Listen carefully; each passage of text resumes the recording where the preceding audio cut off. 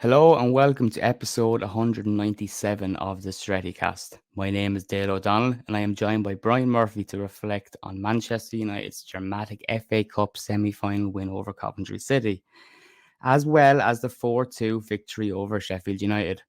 Jason Wilcox has arrived as technical director, Eric Ten Hag is losing friends in the media, and we've got an array of fan issues to discuss. That and more on the latest episode of the Stretty cast.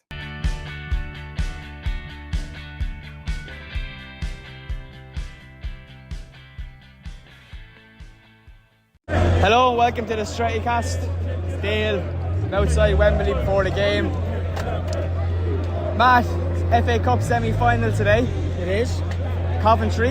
Yeah. On paper, we've got a lot of injuries, but we should still be beating them. On paper it's 4-0, but in reality it's definitely not fucking 4-0. It's different watching this team, isn't it? Oh, mate, if you've watched them at any point in this season, you know it's not going to be easy. The talk before the game is the defence. A lot of injuries. We've got, it looks like Casemiro starting beside Harry Maguire. There's a lot of talk about Coventry's striker who was on loan at Sunderland last season. Ahmad spoke about him. I'm not even going to try and pronounce his name. But this talk of strikers, we've got two centre-backs that are quite slow. Is there any reason to be worried today? Hopefully they read the game really well, Casemiro and Maguire, and that's what gets them through.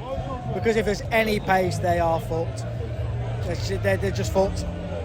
And also, there's a bit of history behind this. We've got Mark Robbins in the opposite dugout. FA Cup hero for United. Is he going to be an FA Cup hero for Coventry? Better fucking not be. But it's written in the stars, and you want to say it's almost guaranteed without wanting to say it. If they win, you'd be pissed off, but you go, well, all right. The history's there and you wish him well, but we've got to be beating these today. A bit of positivity as well. Ten Hag has an opportunity to make 3 finals in 2 seasons today. There's a lot of talk about his future. Where do you stand on this? Because the last time I had you on the podcast 3-4 weeks ago, and a lot has changed since then. The mood, I think, here at the game is still very much behind Ten Hag. How do you stand? Where do you stand? If he loses, he's gone. But if he wins it, then we're in a third, like you say, third final in 2 years, which really where we are is quite unprecedented for when you consider everything around the club. If we get through to the final, then I think give him another year. Let's give him the football he wants. Let's try and remove the compromises for him. Try and get the players in that suit the system. It can't get any worse than it is right now. So let's see if it gets a bit better with him. And in the absolute worst case, let's be sounding out for his replacement, and let's do it properly for once rather than just on a name. Quick prediction before we go in. Doesn't have to be a scoreline prediction. You can give me who's going to score today. Got me from last time, you see, and I said last time and we fucking lost, didn't we? I told you all. Go for a goal scorer then, be safe. Goal scorer, I think Garnacho will get one. Garnacho will get one. I'm going to go with the same for that, Garnacho. Matt, thanks so much. Cheers, Dale. Joined by Brian on the concourse before we go in ahead of the game. Brian, how are you feeling? A bit worse for wear? No, I made my flight for once. I actually got to the airport on time. I booked a later flight, knowing that in my elder years I'm getting a bit more mature because I keep missing flights. Got straight over to Stansted, bit of a journey in, straight to the concourse. And to be fair, I'd usually stay in the pubs beforehand for any game. Almost always stay in the pubs. I hit the concourse late, but the concourse has been bouncing here today. It's been very busy. Atmosphere is good. Everyone is seemingly in a good mood, which is a bit strange considering we've about a quarter of a team to choose from. But look, every time we get to Wembley, it's a bonus, Dale. And as much as we've had a kind of a shitty enough season, I was saying it during the week, we had a couple of great European trips before Christmas. Things didn't peter out the way we wanted to, but any season you end up at Wembley on a day out, you can't really complain too much about that. So I know it's kind of the consolation prize for our season as the way things are going. But we're here, we're going to enjoy the day. Another team in sky blue that I don't particularly like, considering most of their fans look like it's the first time they've left Coventry since 1991. So fuck them, fuck Coventry, fuck sky blue teams in general, fuck Man City, and up the injured Reds. Let's do it. Fuck everyone else. Fuck absolutely every single person in this whole place except for us. Brian, there's a lot of talk. I know we talk about the manager the whole time. Dale, I'm going to cut you off. I saw Eric Ten Hag has come out and he's basically said, I haven't had a full team in 18 months or whatever way he's putting it, all the injuries and whatnot. We've bleated on about this all season on the podcast. Eric Ten Hag has basically come out and said what we've been saying. He's like, lads, take a fucking deep breath. I haven't had a fucking squad. My whole team has been torn apart all season. You can't expect a fella at any level to manage with a hand behind his back when your squad is ripped apart, key players are ripped apart, players you're dependent on to play a particular squad or a particular style of football, and especially when you're still in the start of building that squad and that style of play that you want. He got a season out of it. It takes time. It takes time. This was his second season where you start to see his style. That second season's been torn away. Sir Jim Ratcliffe is running a marathon around London today. If Sir Jim Ratcliffe sacks Eric Ten Hag, they want to keep running, because Jim boy, I'll catch you. So Brian, I don't need to ask you a prediction. We're going to win today, aren't we? Oh no, we're not. No, absolutely not. We're going to play shite. We're going to concede 47 shots. The XG is minus 400 for all the old virgins that love the XG. All the people are going to build it up about, United conceded 17 corners and whatever. Who gives a bollocks? Shove your stats up your arse. Keep hanging off Statman Dave's tweets. That's all well and good, lads. Football is about results. I'm not going to say we're going to win, because we probably won't, let's be honest. And what about the people that listen to us as tacticals, or... If you're listening to us for tactical information, you're listening to the wrong people, because all I want to see is 4-4-2, a big cunt up front, a little cunt up front, basically like me and Dale. I'm the big one, he's small, yeah. Big cunt up front, small cunt, two pacey wingers, and a hard bastard in the middle. Will they ever go back to those days? You just never know. Don't listen to Stretty Cast if you want tactical news. Maybe if Sean's on, to be fair, because he's a bit into that kind of stats and stuff. But if you want reality, the eye test, as that prick Johnny FX once said, talk to us. Come join us. Have a coffee. Sit down with me and Dale. We'll take you under our arms and we'll lead you along. You're welcome with us. Brian, before I let you off, since you arrived in London, how many dogs have you kidnapped? I currently have a collection of Cocker Spaniels, Cockapoos and Bichon Frises. I'm not a big fan of the Bichon Frises. They look lovely and cuddly. They're vicious little cunts, both of them. If you do not subscribe to this podcast, I'm not joking, I'll come over and swap your shoes out for the Primark version of your shoes without you noticing, and your feet will fall off you. Have that one. See you soon, Brian. God bless you, Dale. Up the fucking Reds.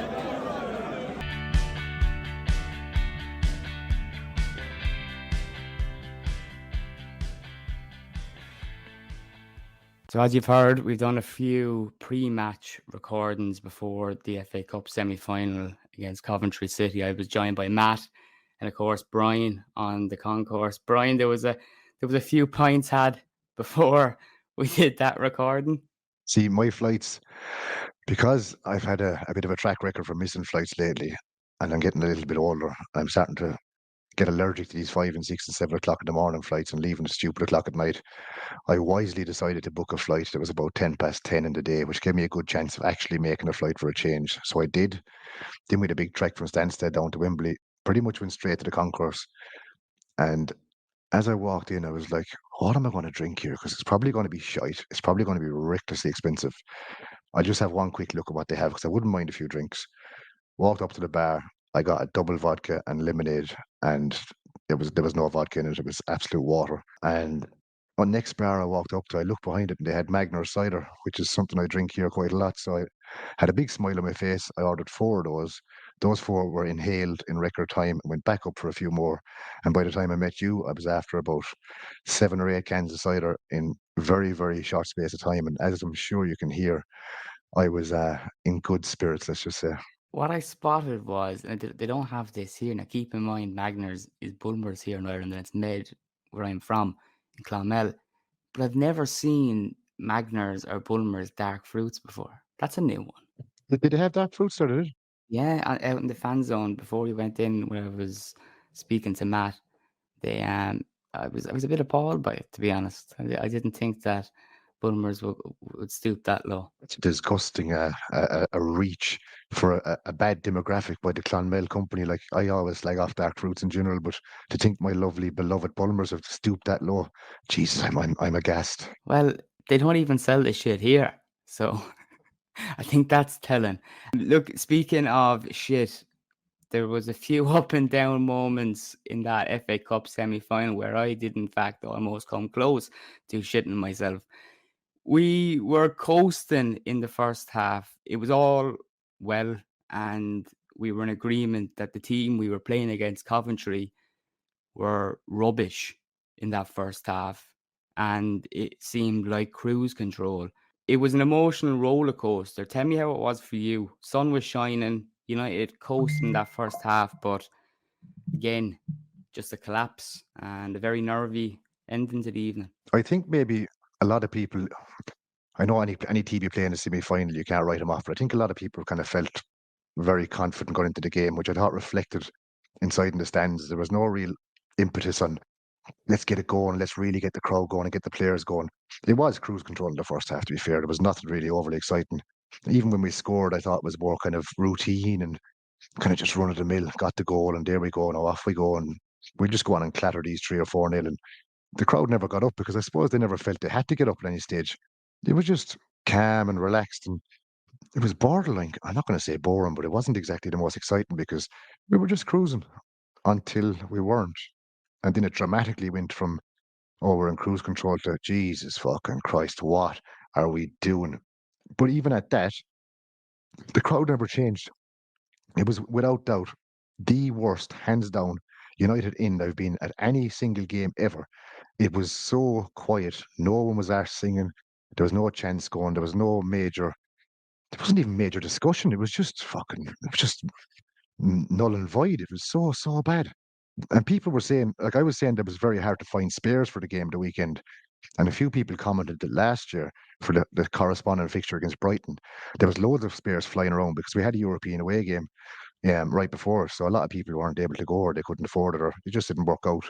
And people were saying, oh, it was shit enough because a lot of the lads that should have been there weren't there. Well, this season, most of the lads that should be there were there and we were fucking diabolical. So it's a confusing one. I was very surprised at that. Two incidents that occurred in the second half that really annoyed me was there's two lads behind me. First guy, we were 2-0 up. And Onana was, taking his time with his goal kicks. And he was utterly fuming behind me, calling Onana all sorts and, play, come on. I was kind of thinking like 2-0 up. What's the rush? I would encourage, as long as he's not getting booked for it and he's doing it a clever way, I'd encourage that because teams do it against us and it's clever game management, when other teams do it. But this guy was complaining. Secondly, then when Coventry got their second, or maybe it was their third, their fans started singing "You're getting sacked in the morning." I had one guy behind me echoing it. That's our manager. Pathetic, isn't it? That's really bad. Like to see one of us getting onto that kind of shite, like inside in the stands, is poor. But it's back to what we were saying in a conversation in a previous podcast in the past week or two about players being hurled abuse, whether it's online or at games. And I know, look, I'm not going to defend Rashford. I thought he was very bad in that semi-final. And I think his demeanour this season hasn't been right. But some of the abuse you hear, I think it goes over the top. And it goes back to what we were talking about recently when one of our own are down. Should we not really be rallying behind them then and, standing united? I know players can frustrate and there's been certainly a few, Paul Pogba, that, really riled me down the years where I maybe wasn't rallying behind him. But I think the likes of Rashford, we know he's one of our own. He might not be behaving like it, but I think maybe we should be giving him a bit more support. I don't know. Maybe I'm on my own with that one. Only you're talking about reactions and that. We have the most reactionary fan base on the planet, I reckon. So like game by game, if we play someone in the middle of the week and we play shit, all of a sudden everyone is shit, everyone out, everyone needs to be sold. Manager has to go. We play a game the weekend, we play well, all of a sudden, oh, he's brilliant, fucking it's all this, it's all that. Bruno Fernandes is the case in point in this one because after last night's game, there was an absolute outcry of that's my captain and anyone who doesn't back him's a bollocks and bloody, oh, he's unbelievable and all this crack. But all along, Bruno's been shite, overrated. I don't know about him. He's fucking not great and he's not a great captain. It's opinions are fine. Everyone, I have opinions, you have opinions. Everybody's entitled to have that opinion of players and performances, but they just seem to nosedive one way or the other so quickly, game by game. Not even month by month or week by week. Literally game by game in the same game week. 1 minute Dallo is the fucking rebirth of Cafu, and the next minute he's absolutely dog shit. So I don't take a lot of the reactions too seriously. But Marcus Rashford is a curious one because Rashford isn't a game by game, week by week reaction. It's more of an ongoing, complete season of just sheer disappointment. And I mean, if you were to go back to the start of the season and listen to the podcasts, I was stood on a hill with Excalibur's sword defending Marcus Rashford against any detractor that came near him.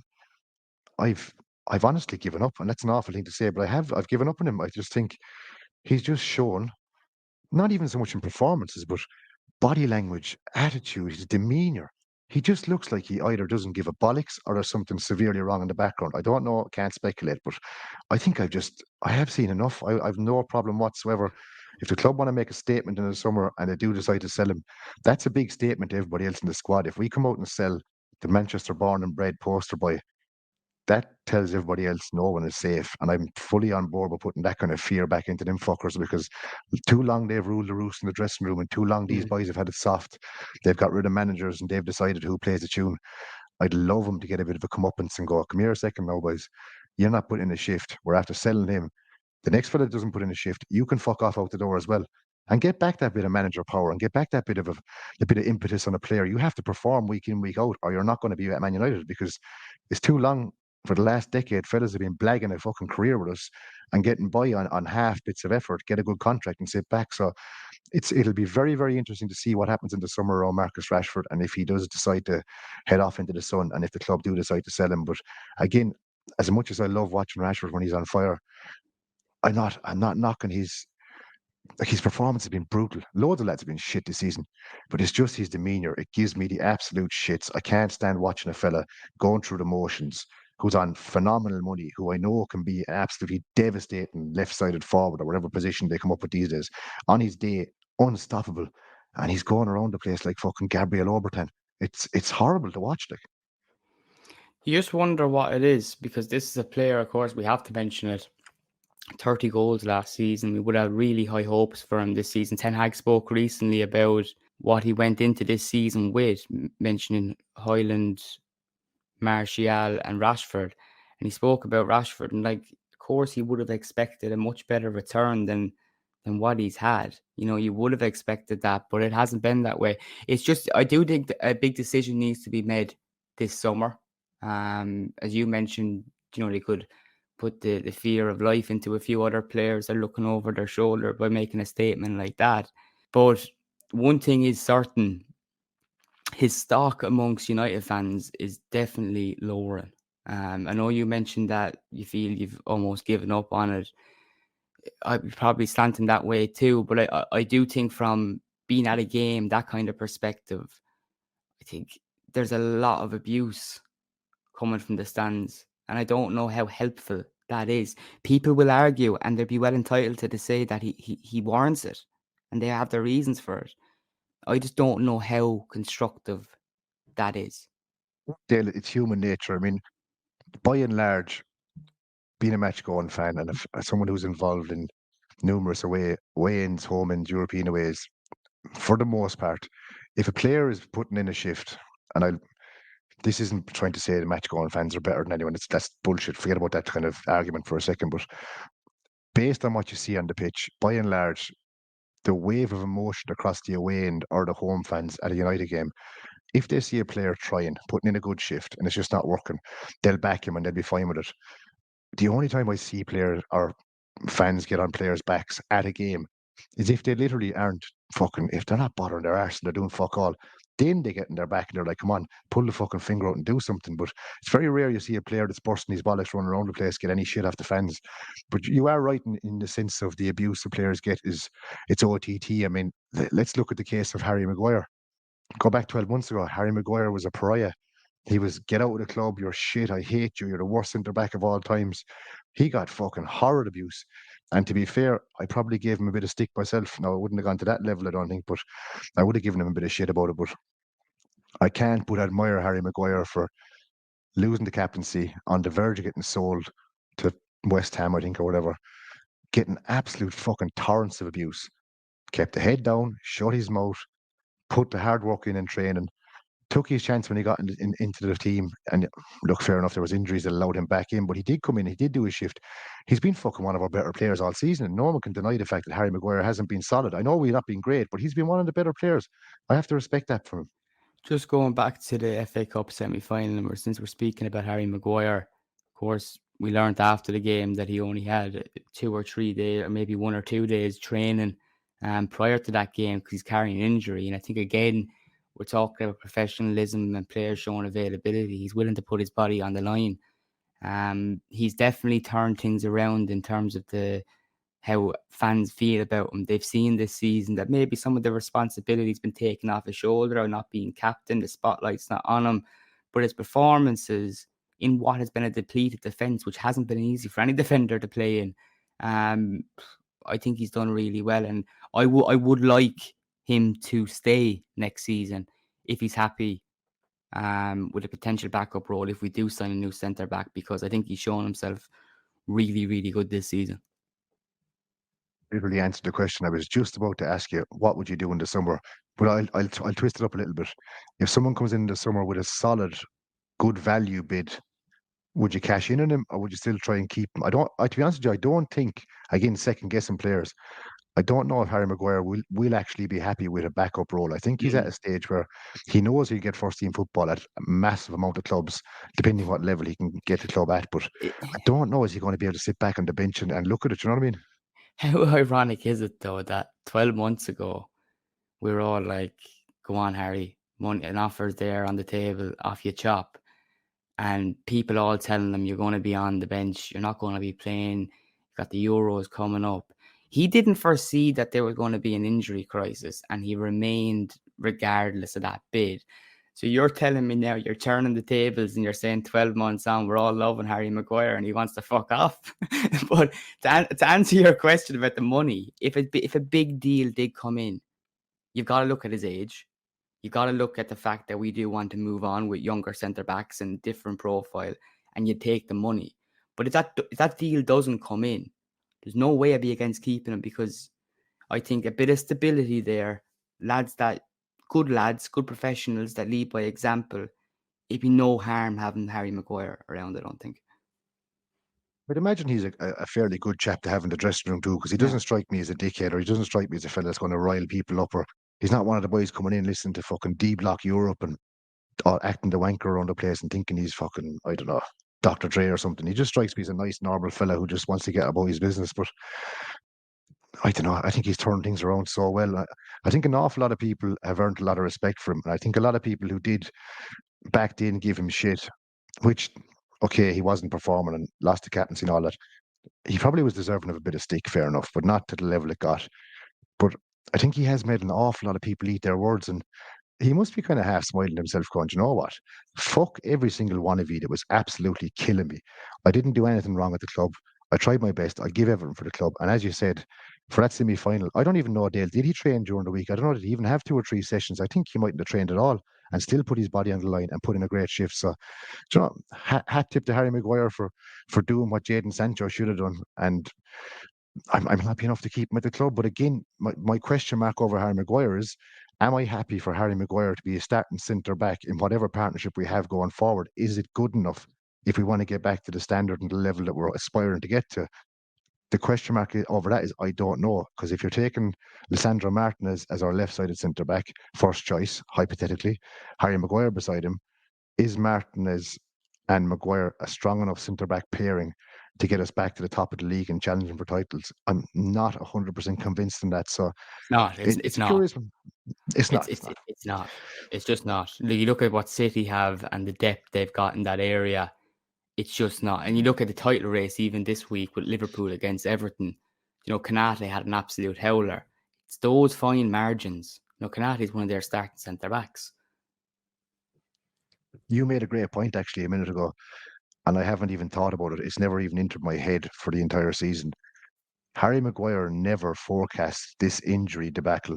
Harry Maguire decided to stay at the club and fight for his place in the circumstances of everyone being fit at the time, he still took the chance and said, I'm going to stay. Now, it worked in his favour, the injuries, but he wasn't thinking about injuries and the whole team falling apart. He was thinking, hang on a second, I'm backing myself here. I'm good enough to get back into the side. Shows a good pair of bollocks too, which I like. No, 100%. He definitely deserves credit for it. Just before we get on to the next part, because I know we could spend all day talking about that semi-final, there was a lot of focus on Eric Ten Hag with that collapse, and there's a lot of people from the outside, like vultures, swooping in and taking bits at him any chance they can. Do you think he was responsible for that collapse? What do you put it down to? There was a number of errors on all sides. Where do you stand on it? It's an interesting one to talk and think about, because I've made the point a few times. People say from inside in the stand, and we're having a chat with the lads, and one of the lads is like, fucking Ten Hag's in trouble here, and this, that, and the other thing. My first thought process is, did Eric Ten Hag tell Marcus Rashford not to bother his bollocks today? Did Eric Ten Hag tell Garnacho to misplace that pass? Did Eric Ten Hag tell Casemiro to miss the tackle? He didn't. There has to be a fucking sense of ownership on the players. I know Ten Hag is ultimately responsible, and he's the person that's going to answer all the questions at the end of it. But there comes a time where you have to look at performances and say, lads, Eric Ten Hag is not an absolute fucking idiot. He's not telling these boys to make these mistakes. He's not telling them to do these ridiculously stupid things we keep doing. We keep committing essentially defensive suicide. We can play great in the game for ages, and all of a sudden we just lose our mind and do stupid things. He's not instructing them to do that. I'm sure he's standing on the sideline going, "You're fucking joking me. Like, I've had enough problems, and you go and do that. Give me a break." And he's going to get battered for it again. So it's a hard one for him. He's got to answer for it, and I think he might ultimately pay the price. The way things are going, things aren't going very well for him.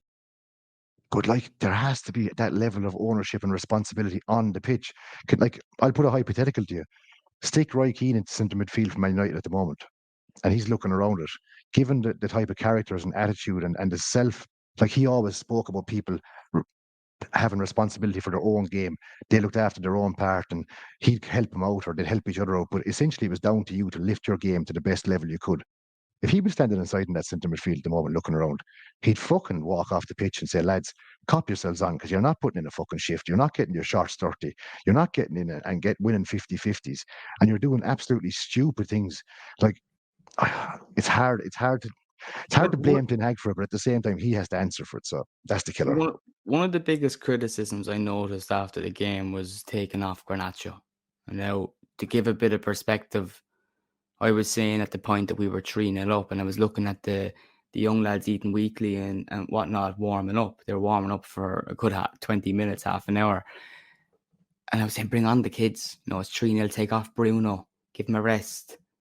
And then he took off Garnacho, and after the game, that was the reason a lot of people were pinning down to why there was a collapse, and people were going in really hard on him.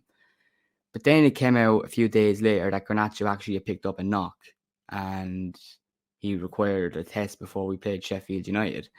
It just goes to show some of the criticisms that are being leveled at him. I think people are nitpicking. They don't all add up. We don't all know the inside of what happens in the conversation during a game. We don't know that the Garnacho say he's just picking up a knock, coaches after seeing it or whatnot. That's what came out afterwards. The manager has, and you said it in your pre-match chat with me, Ten Hag has had his one hand behind his back for the whole season. Now, Garnacho is our only spark right now, and there's a massive over-reliance on him. We're playing him too much. He's playing way too many minutes, starting loads of consecutive games. We talk about burnout and too many fixtures. He hasn't been eased in it by any means. Star player already. And the manager has to decide for long term to manage his minutes. The problem, I think, we're getting to a stage where Ten Hag can't think long term at the moment, because you can only see between now and the end of the season whether he has a job or not. And you're going to have players now probably playing too many minutes in the Premier League top 4 race that we're not really in. We've got an FA Cup final to look forward to. I just fear that the manager is going to be thinking about, is he going to get sacked or not? Rather than the owners, they should be backing him. And like you say there, and it's a lovely point to make. We have no idea what goes on in the background, or what condition they're in, what state they're in injury-wise. It's very easy to criticise a substitution, and on paper it might look like a silly move.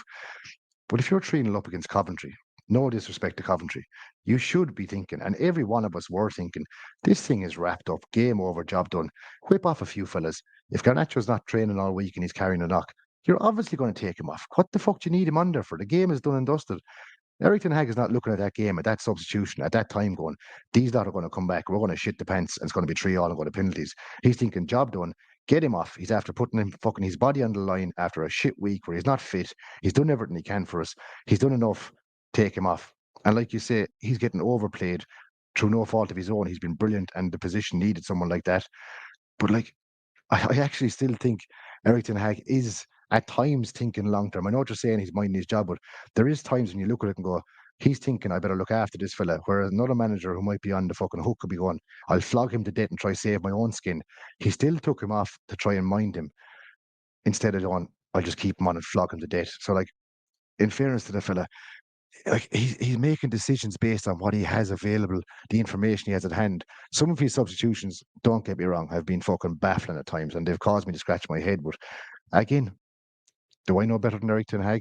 I don't think so. I'm a fat plumber from Limerick, and he's a professional manager, so I'll trust him. And at the best of times, I can still question it, but I'll trust his decision making. But it must be hard thinking I have to either look after my job or look after the player.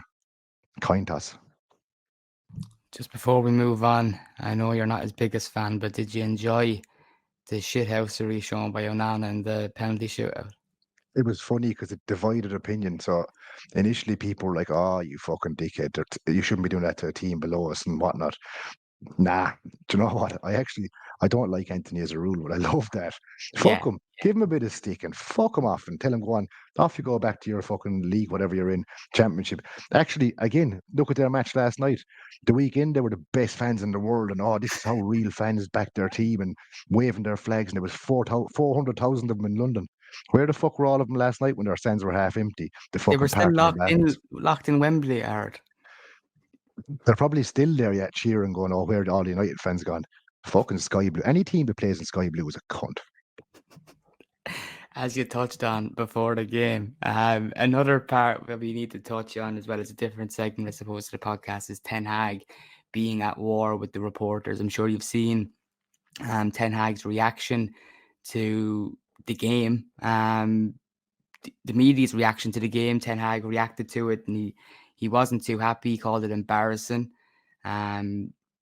We spoke a little bit about this before we started recording, Brian, about how people are overlooking that Manchester United have made consecutive FA Cup finals and are focusing on the almost collapse. You know, they're forgetting that we went on to win the penalty. If it was any other team, they'd be talking about how great they are to reach the final. But people are overlooking this. It's something we touched on last week, that Ten Hag isn't popular with the media.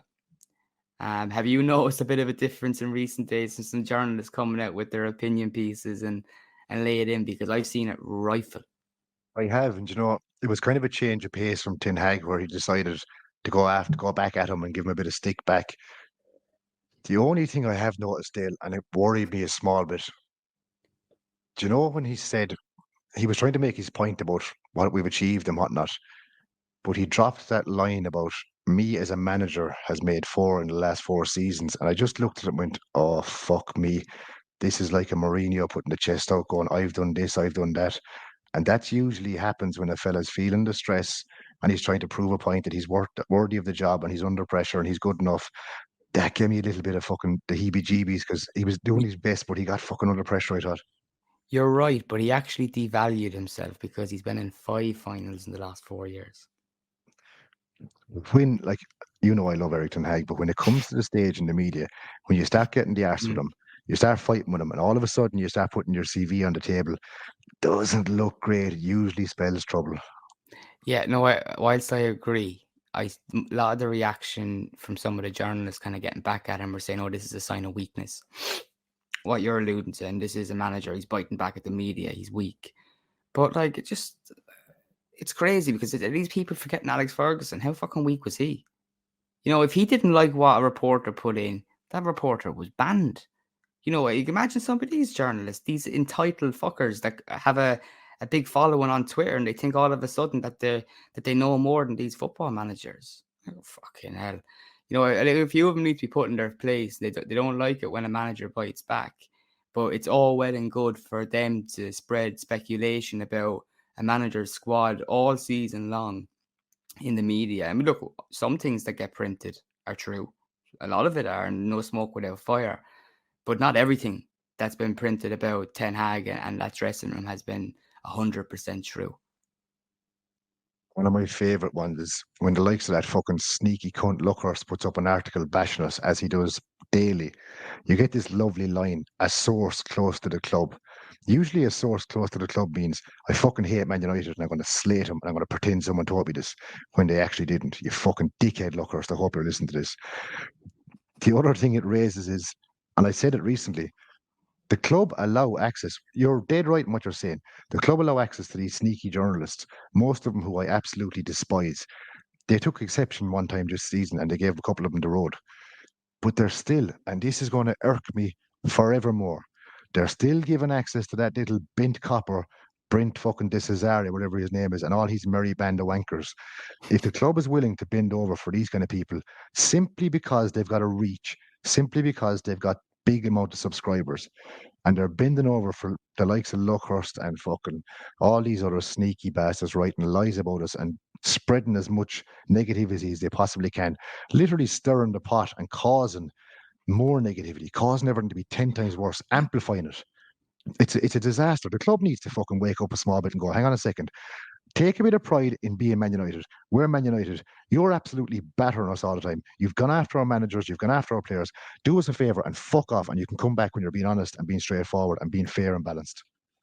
Just on, you mentioned it the other week about you spoke to someone at the club about why they were doing that and why they were allowing access to people that are so negative fan channels towards the club, United Stand and whatnot. And you were given an explanation based on reach and how big and popular they are. And that just raises a question for me: is how low do we stoop? How low does it get? Because, just being a bit dramatic here, and sorry if it offends, but are we going to see new signings announced with beheading videos from terrorist groups? Because that will get loads of views. You're guaranteed you're going to go viral with that. So I'm just wondering, how low are they going to stoop for this reaction?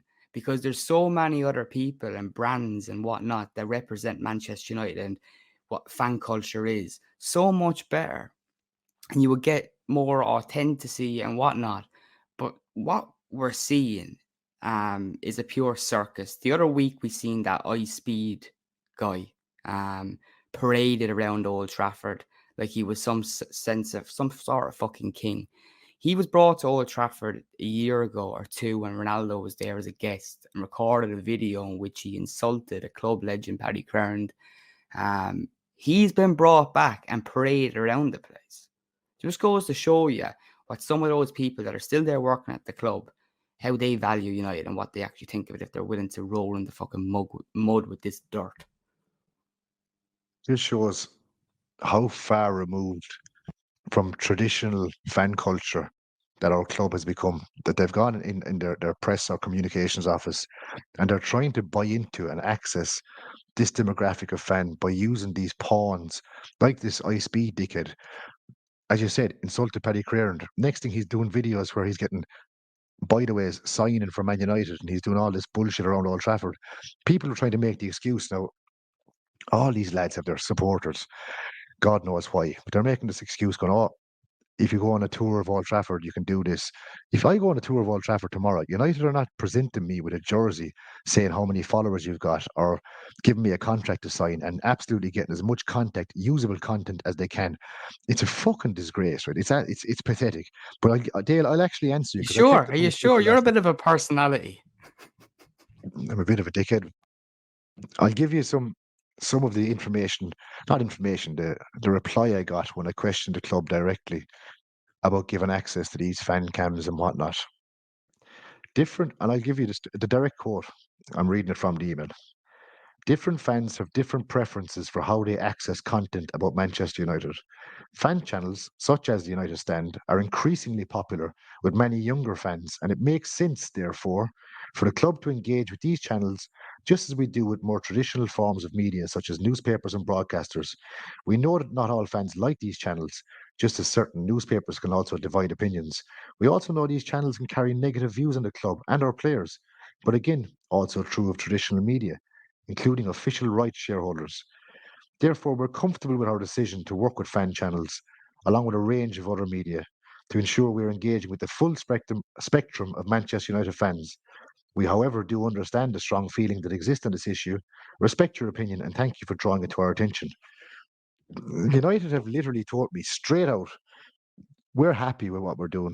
We're reaching all these absolute fucking weirdos that follow these fan channels.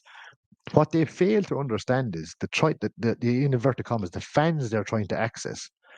One, will never ever see the inside of Old Trafford. Two, will never have anything to do with the club bar watching it on telly.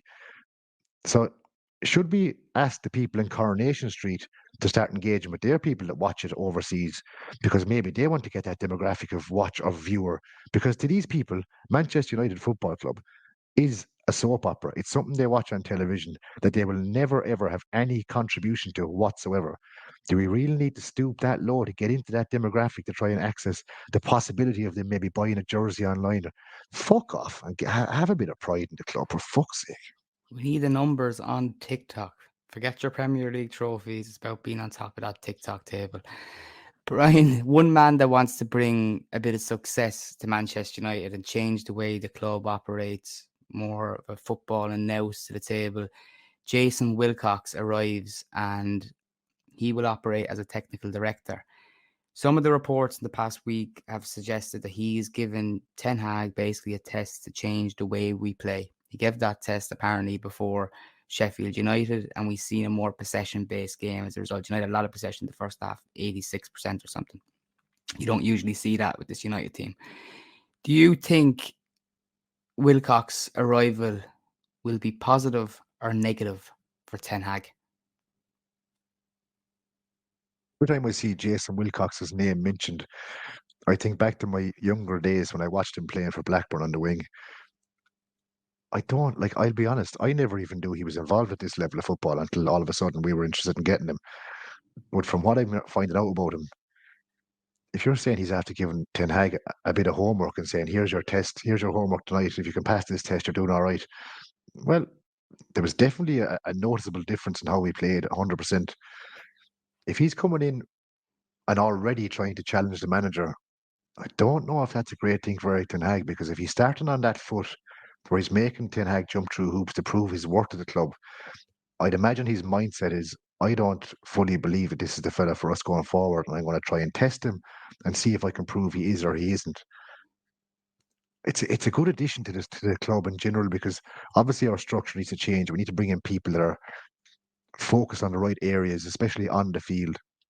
And by the looks of it, Wilcox is totally and utterly focused on how we play and whatnot. But it's a hard question to answer, Dale, because I don't really know enough about Jason Wilcox, his background and what he's going to do and what he does, to see how he's going to change the club around or what he's going to bring to the table. But if he's challenging Ten Hag, and that's true, I'd fear for Ten Hag going forward, because he's putting obstacles in his way that could cause him to fall over. I think I fear for Ten Hag anyway. I think what Wilcox is doing here, though, it's the first sense of direction that we have from, say, the footballing board or whatnot for the team. And that's been obviously delayed because it took a while to get Wilcox in. We're still waiting on Dan Ashworth to come in from Newcastle as sporting director. But it's the first sense of direction. Radcliffe spoke a few months ago that he wanted Manchester United to have a clear identity on the pitch, that he would decide with people what way we're going to play a style. And he kind of said that it might not be what we had previously. So we finally have that now.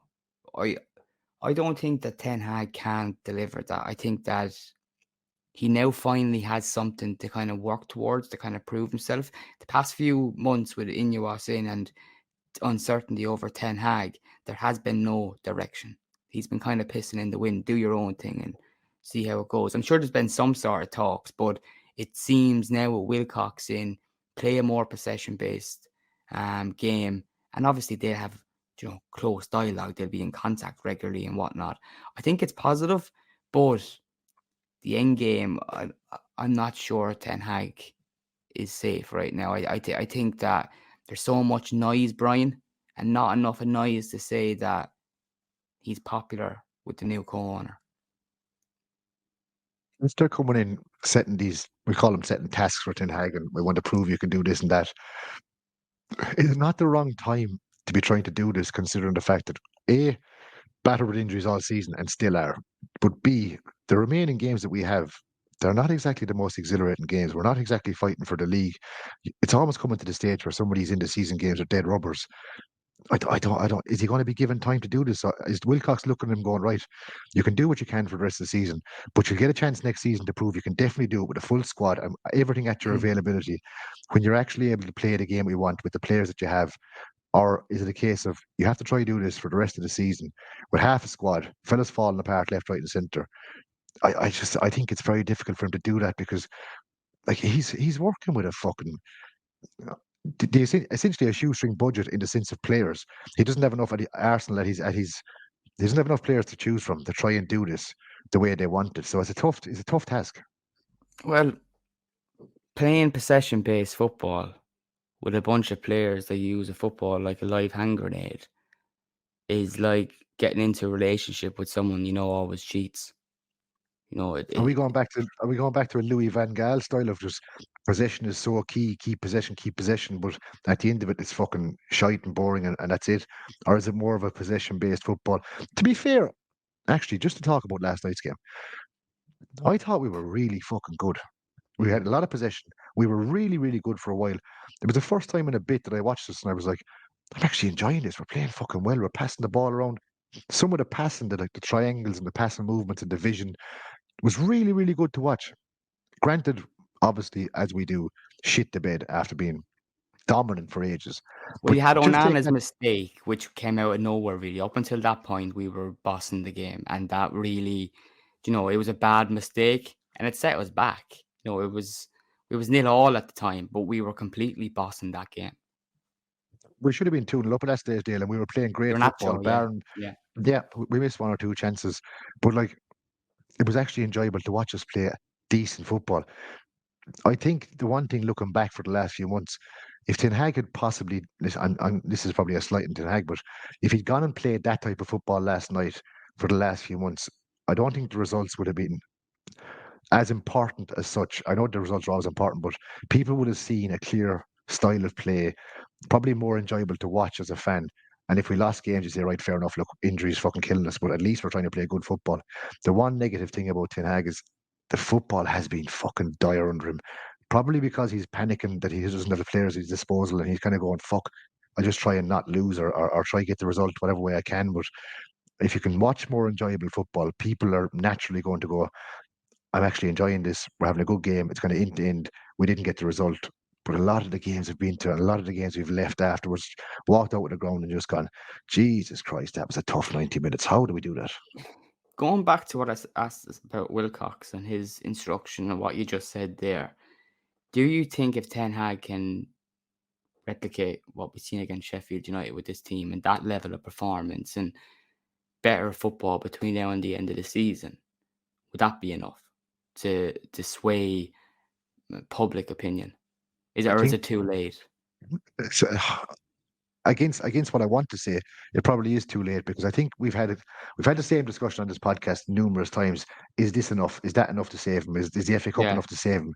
If we keep asking the same question, it's probably going to end poorly. And now we've gone to the stage. It's not is Champions League enough? Top four, is that enough? Is the FA Cup enough? Now we're going to the stage of is playing half decent football for the last handful of games enough? You're lowering the bar every time. It's tough to see him turn it around. I mean, public perception in general has taken a nosedive against him. We have the likes of Wilcox coming in, testing him to see if he can do it. As much as I hate it, the writing's on the wall for him. It has to be like, I mean, you can't get through a patch like this and not be very close to losing your job. He might need a bit of support in that board. Alex Ferguson would have got it many years ago. A lot of people wanted him sacked, and without the support of Bobby Charlton and those figureheads, it might have been a bit different at Manchester United. Probably the one thing that might be working to his advantage at the moment, which is a total tangent. is Jurgen Klopp absolutely shitting the bed at Liverpool, because the media and definitely fans have had a big focus and a big change in the last few weeks, where Klopp's big farewell tour is absolutely falling apart. It's gone to shit. They've got knocked out of the FA Cup. They're fucking away the league as things stand. They got done in the Europa League. Their big day out booked the hotels in Dublin. That fell apart. He's having a torrid time. So he's kind of taking the focus off us a little bit, which might be coming in, playing into Ten Hag's hands a small bit. But obviously at our club, that's not going to matter. The boys in the boardroom making decisions aren't going to be thinking that kind of way. But I fear for him. I fear that too much has gone on. I fear that too many games have gone the way that we haven't performed, we haven't played well. Even if we've got the result, it's been shit to watch. I fear there's too many eyes on him going, is he not the man going forward? And I really would love, I said it to you a while back. We were talking, I don't know, was it on the podcast or in private? We're talking about this new structure coming in, and everyone's on about this change of football structure and how it's going to be different, and it's going to help the manager to operate differently. And the focus is going to be on this, and we're changing our impetus to on the field instead of being commercial and whatever.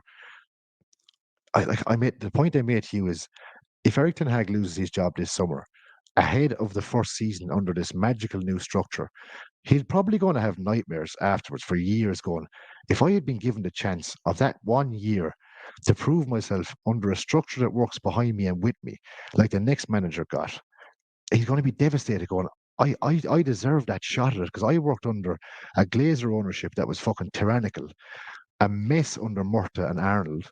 I had I had one hand behind my back with injuries. My other hand was fucking stapled to my back by the club behind me.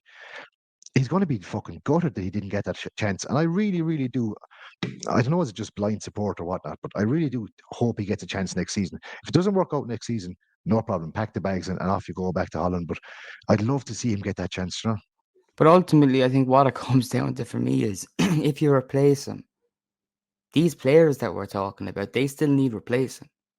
You know, it's this isn't a fix like I think some people are portraying, that you change the manager and suddenly we're a top team. With what he's had this season, throw in your Potter, throw in your Tuchel, throw in anyone you fucking want, throw in your Guardiola.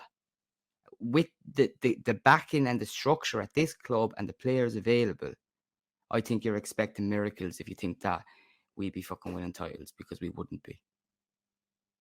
Probably one of the greatest negatives that can be aimed at Ten Hag, and one of the things that does raise doubt, is his signings. So we're on about changing players and changing the side and whatnot.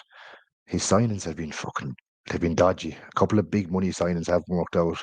There's very few of his signings that have been really, really good, solid signings that have proven their worth and made a big difference to the team. It's probably the dodgiest part of his tenure, is the fact that he's brought in the likes of Anthony for massive money. He hasn't worked out. He's fell flat in his face.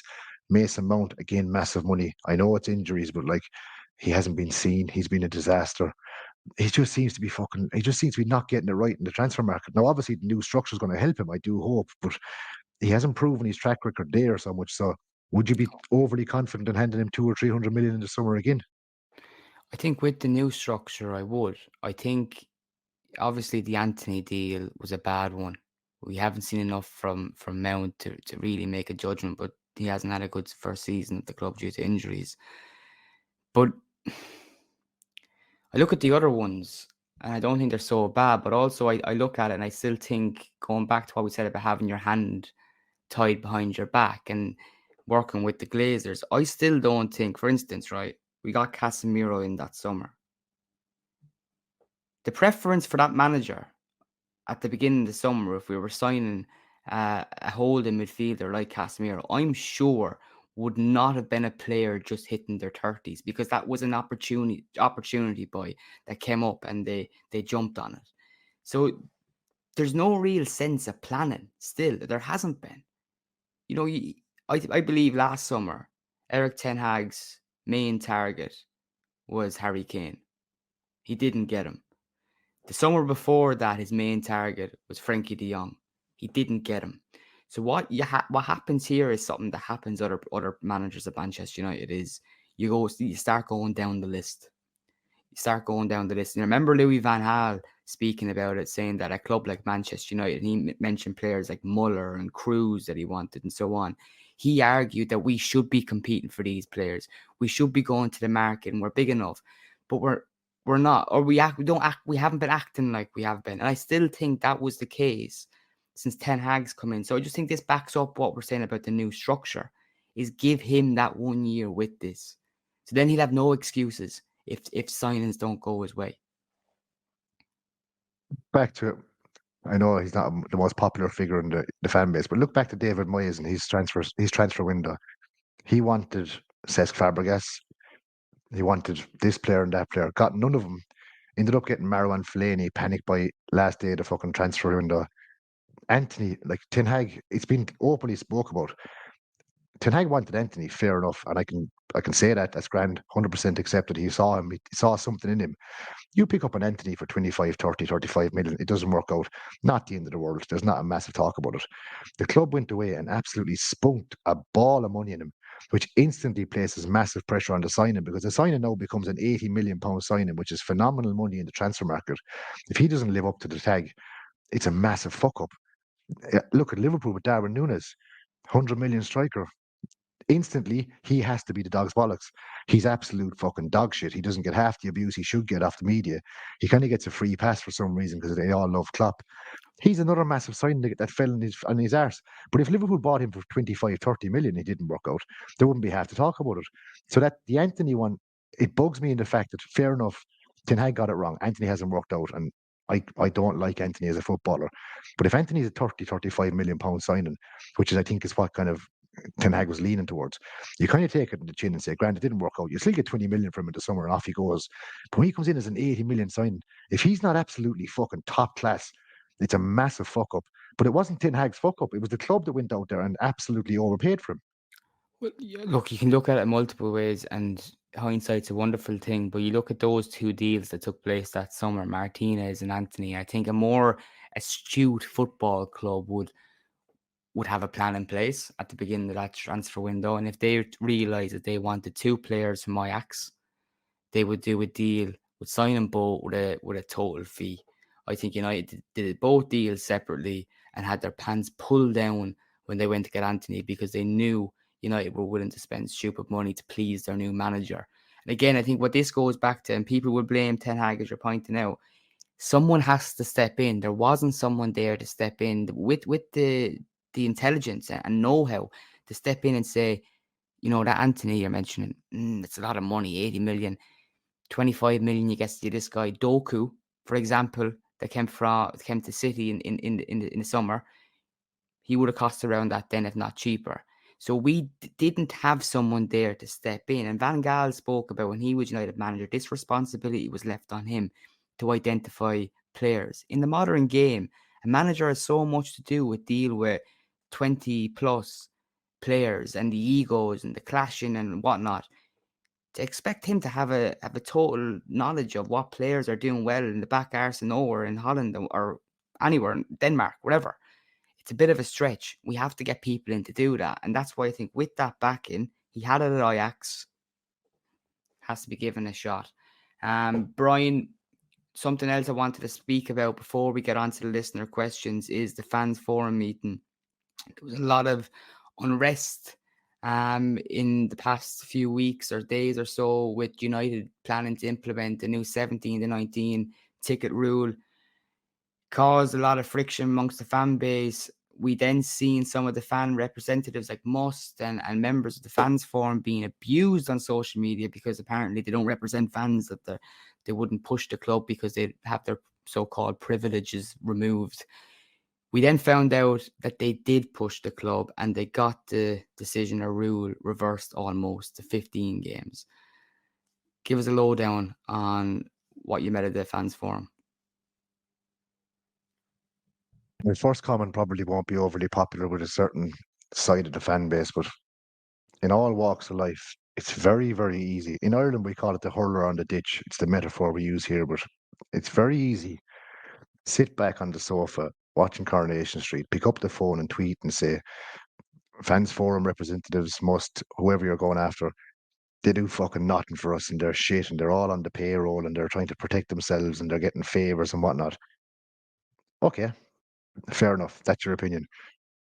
Why don't you? The question I'll put to the person that says that: why don't you try make a difference? Why don't you give up your time? Why don't you get involved and try change things? If you've got all these great ideas and these are so shit and they're obviously useless, why not try and do it yourself and get involved?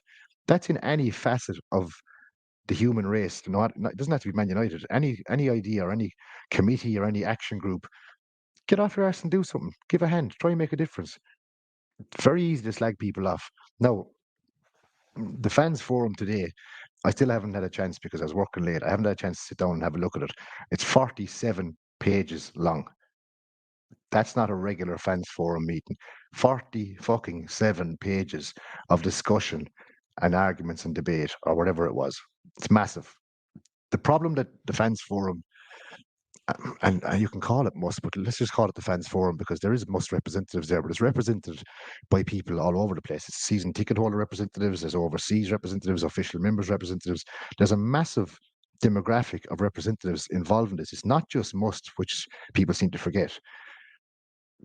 The problem I see, the biggest problem I see with the fans forum is the way it's set up. Okay, the only option we have as fans, season ticket holders, match going fans, non-match going fans, whatever, only option you have to try and argue with the club over something is to submit a question by email to whoever your fans forum representative is, who then in turn forwards that question as part of their group of questions for the next meeting to the club by a certain deadline. The deadline is well before the meeting, so the club get a chance to sit back, look at these questions and go, right, let's put either a PR spin in it, dismiss it, we've a load of time to answer it, we'll answer it however we want to answer it. But they don't give a chance for that person to come back at them. You get your answer, that's it. There's no over and back discussion, there's no debate. It's a poor format, it's a poor style of, we call it complaint department for the sake of argument.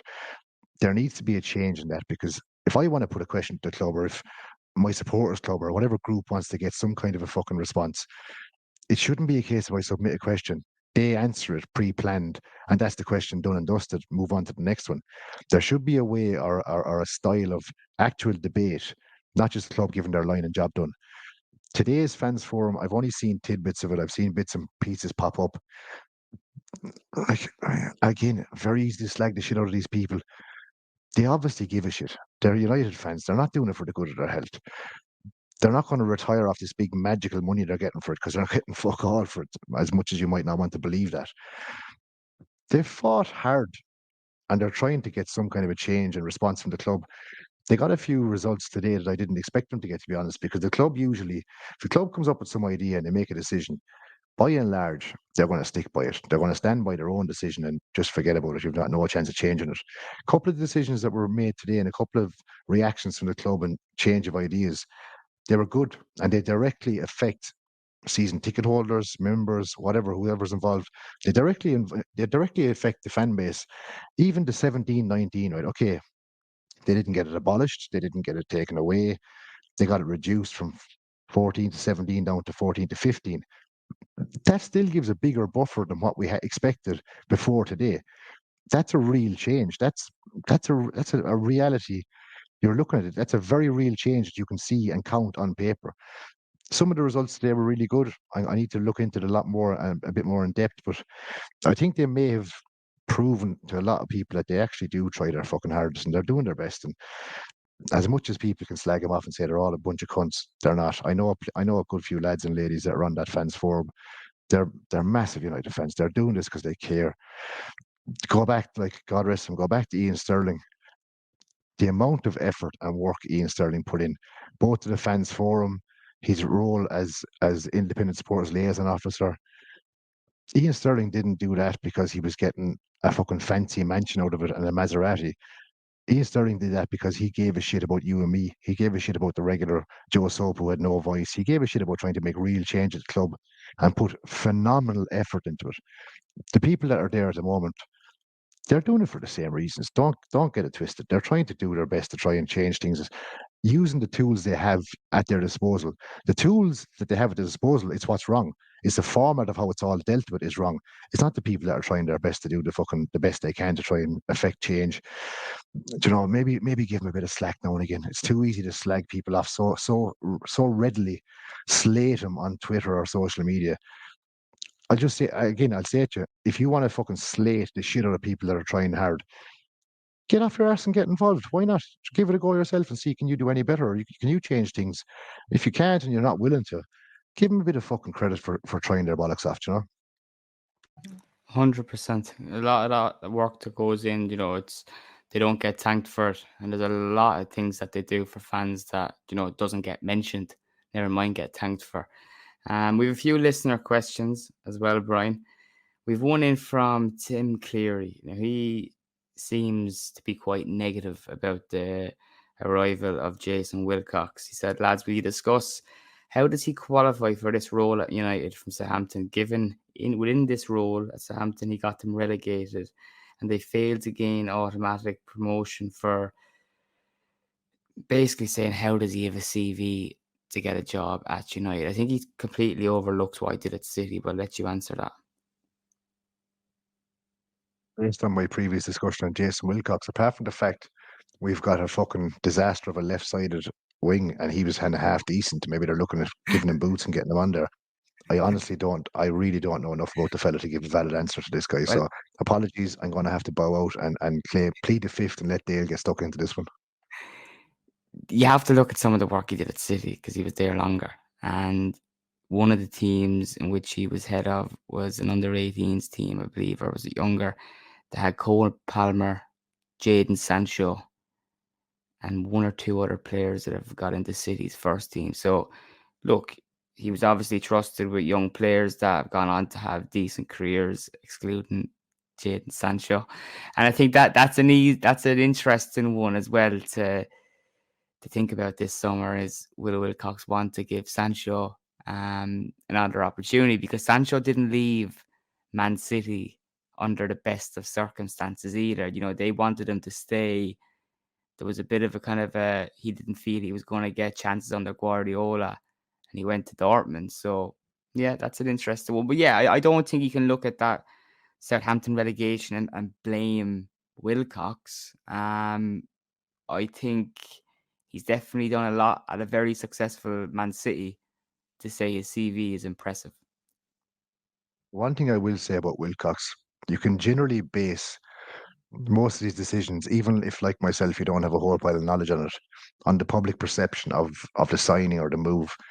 In general, it seems that people are very positive about Wilcox coming in and that he's a kind of a shrewd enough signing. So, like, people that are far more versed in this kind of topic than myself, they seem to think it's a great move and that he's a really good get. So, look, trust the process. Ineos are trying to put together a team, and if they think he's good enough, I'm absolutely willing to give him a chance to change in structure, and it's someone coming in a particular role that we haven't really had. So, Jason Wilcox, I hope you're a better director or whatever the fuck you're coming in to do than you were a left midfielder, because you were wank at that and you bought a title. Just to tell you that. Steve Platt has a bit of a message in. He said, lads, give a shout out to Bruno and Maguire. Over the last few matches, these are the players that have gone above and beyond to get us across the line. Assume you agree with that, Brian. Yeah, absolutely. I think we've spoken on both players tonight in a very positive light and made a lot of points about that kind of thing, the attitude. I was reading a tweet earlier about Bruno Fernandes, and they were saying that even though he does annoy the shit out of people, and he does, hands up, he annoys the piss out of me a lot of the time with the whinging and the moaning and the play acting, but the tweet basically said, even when Bruno's not having a great game, you still know you're going to get 110% effort and energy and desire out of him. Mightn't work out, he mightn't click on the night, it mightn't be an in product, but you still know you can depend on him to fucking fight hard for it. So, yeah, the two boys have put in a serious shift the last while. They've been dependable. As I said about Maguire, they're probably the kind of guys you want around a dressing room, fellas you can depend on. Every manager needs that. Every manager needs to walk into a dressing room, knows he can depend on X, Y, and Z. Go back to Dennis Irwin. You could depend on Dennis Irwin to give you 7 out of 10 every single game. A good kind of person around the dressing room. These lads are the kind of fellas that managers can depend on to give 100% full shift. You're hoping they play well on the day, and if they do, with the desire and the energy they give you, you're going to have a good day. So fair fuck to the two boys. Yeah, brilliant. Speaking about desire, or maybe in this case, lack of, Dave Needham asks, is it time to sell Rashford? No sitting on the fence in this one. Yes, Dave, is my answer. Based on what I said earlier, the fact that this would send reverberations through the dressing room, that it will send a message to these lads that if Marcus Rashford isn't safe, as what was once the poster boy of Manchester United, Manchester born and bred, blah de blah de blah. If we can, if we make a decision to sell the likes of Marcus Rashford, it'll scare the bollocks out of a few players, and I think it's time that happened. Definitely, yeah. I'd be open to it. Yeah. Again, as I said a couple of months back, I wanted nothing more than Marcus Rashford to turn things around. I wanted nothing more than him to get back into form. I mostly wanted nothing more than to feel that he gave a shit. And that's my underlying annoyance. I don't feel that he actually gives a shit at the moment. No, don't know why, but that's my biggest annoyance. It's not the fact he's poor performances, it's just he doesn't look like he's interested. So let him go. It'll be good for him and it'll be good for us, I think, in the long run. Yeah. Damien Young with the final question. It's one on the Old Trafford regeneration now. He's asked, are the Glazers looking to repeat the trick they achieved with the Tampa Bay Buccaneers and have the taxpayers pay for the new stadium? Crafty fuckers if they can pull that off a second time. Now, just before you go in on the Old Trafford regeneration stuff, Brian, what I do want to point out is I don't think the Glazers are part of the task force for the new stadium or restructure, whatever they do. And that seems to be led by Laura Cole, Radcliffe, and some representatives. Gary Neville's on it and whatnot, but I don't believe any of the Glazers are on it. But Brian, do you think that they'll be successful? And I guess another way to kind of angle this question is that Radcliffe will be successful in getting funding from the government to pay for maybe half of this idea, because I think what he's planning is not just a stadium, but a whole regeneration that will give back to the community, so he can maybe get the government on side with that. Initially, when all this came about, it this mindset came from rival fans who tried to create a stick to beat us with, that we're trying to pull the wool over everyone's eyes and get everything paid for and blah blah blah.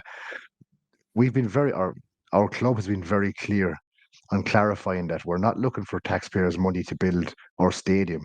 What they're looking for is investment into the surrounding area, which is going to be good and benefit the Greater Manchester region and Manchester in general. So the fact that they've clarified very strongly and came out against these allegations of, by the way, is trying to get a stadium paid for them. They're very clear in the fact that yes, they're trying to build a new stadium or restructure. They're not saying they want taxpayers' money to do that, but they are saying that I suppose the benefit of the surrounds and what they can achieve in the general direction around Old Trafford, that will add that'll add back into the community, creates jobs, adds more stuff you can do around the place. They're looking for a bit of support on that, which is fair because if you're creating, first of all, employment, and second of all, you're adding to the area, why not get a bit of backup from the government and get a bit of support for that? But very clearly, it's been stated that we're not trying to lean on the government or the taxpayer to pay for the stadium by any means, unlike some other clubs that we could mention if we wanted to. But no, head held high there. We're not looking for the payout. We're not looking for the handout or the charity. We're just looking for a bit of support to build a little fucking five-a-side stadium outside and a couple of hot dog stands. But other than that, we'll do it ourselves. On that note, Brian, we'll wrap it up, and hopefully the next time we speak, we're speaking about another win over Burnley. Of course, you can catch more episodes of the Stretty Cast and make sure you subscribe on Spotify and Apple Podcasts. We're also on YouTube there if you rather getting your podcast on that network. Brian, how can people follow you on social media? If you're interested in very, very poor food takes and some wild, wild opinions and stuff, feel free to follow me on @DayTrippingRed on Twitter. And if you do not subscribe to this podcast, I'll call around your house around 2 o'clock in the morning, at least 3 times a week, and let the air out of your tires in your car. I won't actually damage the tire, I'll just let it down so it pisses you off. Subscribe, give us a like, and give us a bit of a review. And give us 5 stars if you think we're not a pair of absolute dickheads. Thank you. See you next week. You sound worse than one of the neighbours that doesn't share the lawn cutting responsibilities. But anyway, on that note, see you next week.